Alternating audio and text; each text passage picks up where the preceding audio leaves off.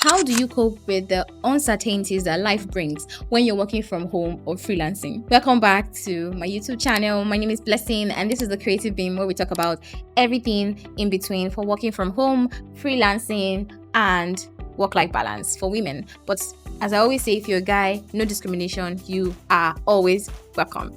All right, so just like with everything in life, working from home, even if you have a remote work career where you are working in 9 to 5, but you're doing it from the comfort of your home, or freelancing, it can always have things that you can't predict. If it's freelancing, you might have to deal with changing markets, fluctuations, like fluctuations in economy. You might have to deal with unpredictable income. Some months you're making big bucks, some other months, God I beg. If it's working from home, you have like a 9 to 5 job you're doing. You have to deal with, especially if you are married or you're a parent, you have to deal with how are you able to balance your life with your work and so many things. And so you don't usually will know what will happen tomorrow, next week, next month, or next year. So things are uncertain. But how do you deal with that and the stress that those things can bring to you? So the first thing I've learned to tell myself is that uncertainty is normal, it's part of life. So learn to expect it. So it's just like Lagos traffic. Sometimes I say about Lagos traffic, no matter how much you plan, you never know, it can just surprise you. So you need to know that when it now happens, how you respond to it matters. If you are already stuck in the traffic, if you like shouts, rant and everything, it's not going to change the situation. Instead, it might even stress you out more, right? So when uncertainty happens, how you respond actually matters. But when you understand that unexpected client demands, irregular paychecks, if you're freelancing, market shifts, or even your life trying to creep into your work sometimes, it can happen. Once you learn to know that these things can happen, then when they happen, they don't take you by surprise. The next thing is I want you to focus on what you can control. So what are the things that you can control?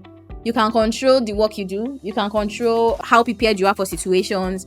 You can control the boundaries that you set for family time, work life, and every other thing. So instead of trying to now plan your entire future based on what you can control, why don't you focus on what you can control every day, what you can control every week, than plan your entire future, your entire year, your entire 2 years. Now, I'm not saying don't have long-term goals, definitely not, but I'm saying don't try to judge your progress daily based on that big goal you have set. It's good. Once you have that long-term goal, keep it somewhere, but it's what you do every day, what you do every week, what you do every month that determines, how fast or how well you get to that goal. So control on the things that you are doing day by day, control on the things that you are doing week by week, knowing that life changes, right? So for example, you can decide that, all right, every week I'm going to ensure that I apply to no less than 20 or 25 jobs.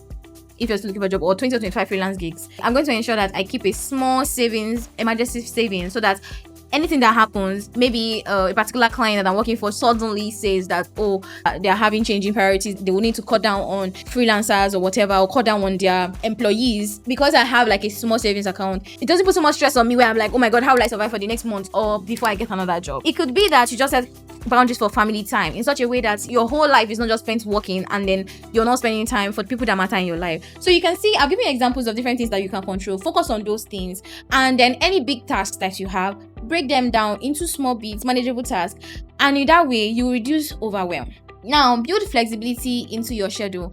And what I mean is that when it comes to you giving expectations on how long it's going to take you to complete a task or how long it's going to take you to complete a project, try to add some buffer time. So maybe it's going to take you 4 hours to do something. Try to add like 1 hour to 2 hours buffer time, except if it's like a very strict like urgency.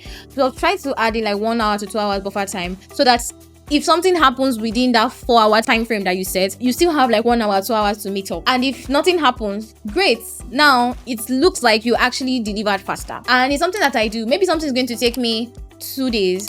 I would usually say 3 days. And I add that in such a way that maybe something happens, and then instead of now feeling so overwhelmed, so stressed, I now have an extra day buffer. And then many times nothing happens and that 2 days actually works. And guess what?